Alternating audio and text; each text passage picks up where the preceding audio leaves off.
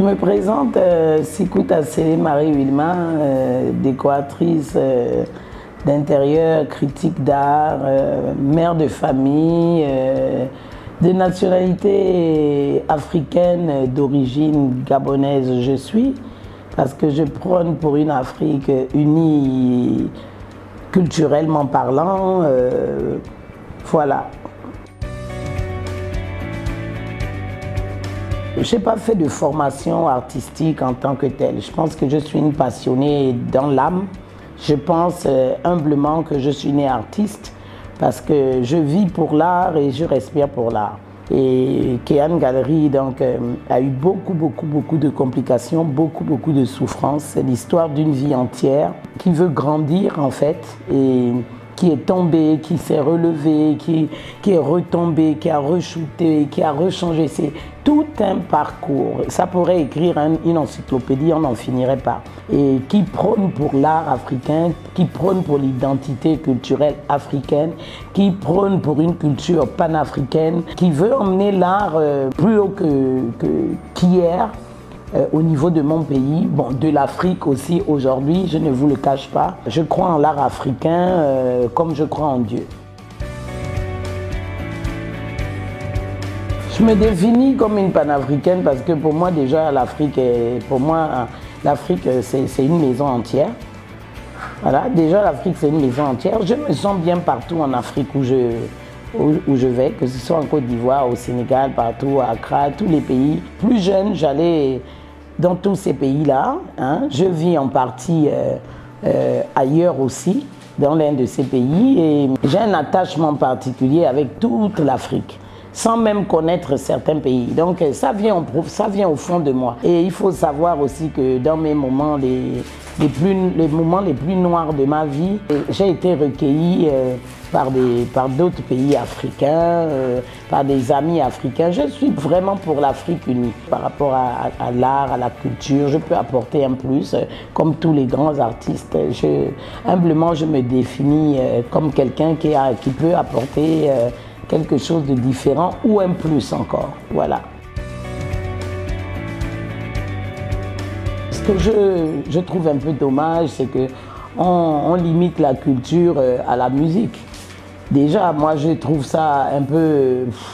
C'est vrai, c'est très bien, mais je ne pense pas qu'on puisse limiter la culture à la musique. C'est comme on peut limiter le sport au foot. Ça n'a absolument pas de sens, alors que nous avons en foot dans les autres pays, nous avons l'équipe de France, après nous avons dans les autres pays les tennisman, les Tiger Woods, les Serena Williams pour les États-Unis. Ça veut dire que le sport est énorme. Voilà, donc je pense qu'il faut donner la chance à tout le monde, mais c'est exactement la même chose qui se passe dans l'art.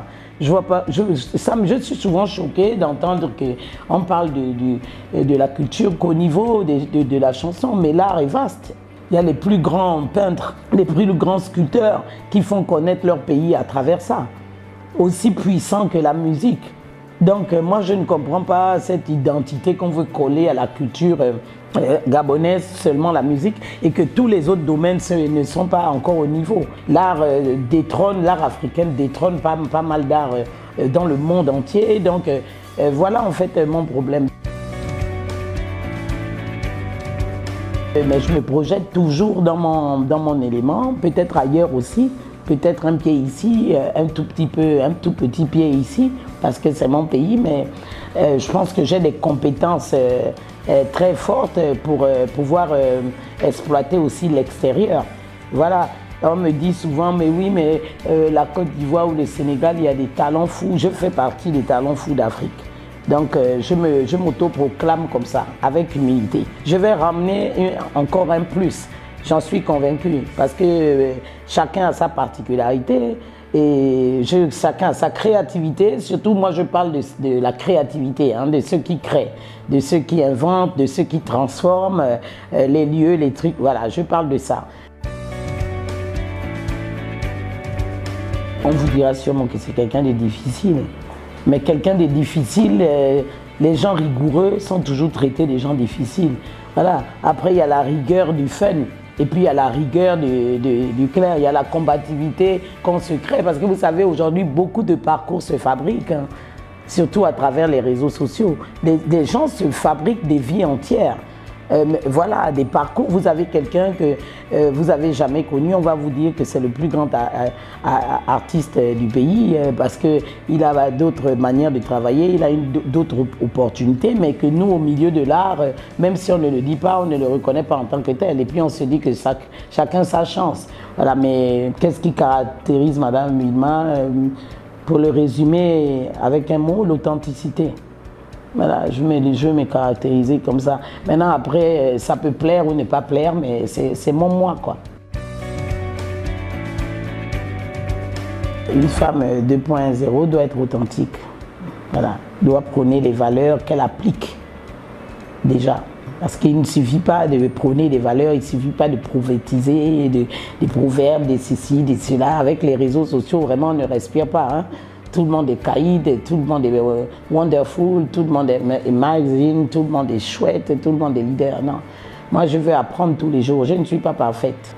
J'ai cassé beaucoup de défauts, je peux appeler ça des défauts en moi, avec mon combat que je fais aussi contre la dépression pour moi et pour les autres. Donc moi je suis souvent aussi intriguée encore par l'histoire de lui, la solidarité féminine, la solidarité ceci, la journée de la femme, soyons fortes, soyez... Moi je vais vous dire un truc qui est clair, c'est pas parce que vous allez être en 6 à 7 dans un groupe que vous allez porter le même t-shirt et que vous allez dire qu'ensemble on est plus forte ensemble, non.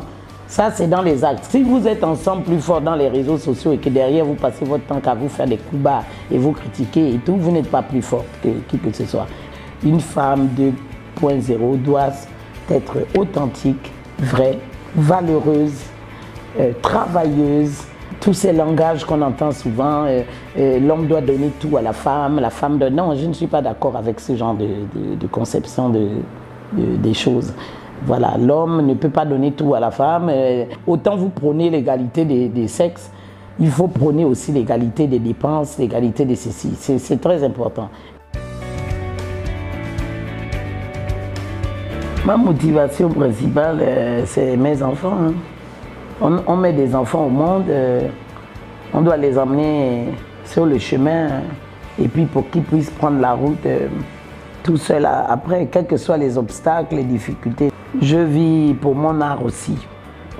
Voilà, c'est un combat que je mène, que ce soit culturel, que ce soit ma passion pour l'aide pour la santé mentale.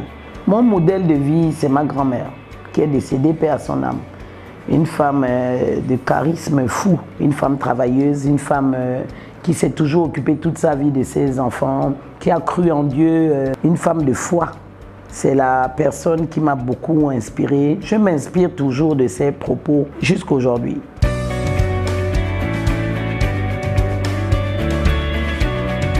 Pour suivre plus de contenu édifiant, rendez-vous sur notre chaîne YouTube P. Ralph Films. Likez, commentez, partagez et abonnez-vous.